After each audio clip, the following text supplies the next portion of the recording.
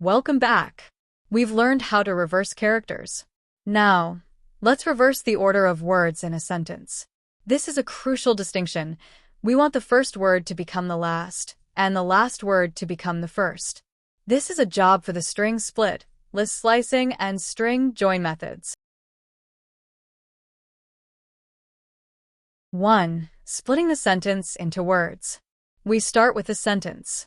To treat words as individual elements, we use the string split method. When called without arguments, split automatically uses spaces as delimiters and returns a list of words. 2. Reversing the word list. Once the sentence is a list of words, we can use the quick and clean slicing technique, ::1, to reverse the order of those words in the list. 3. Joining the words back. The last step is combining the words back into a single string. This time, we must use a space character as the delimiter inside the join method to ensure that the words in the resulting sentence are separated correctly.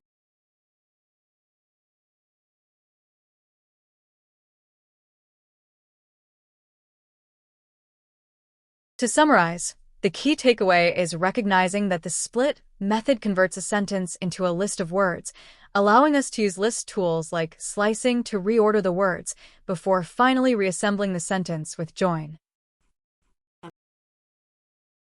Our next lecture 10.04. Reverse the characters in the words. See you there.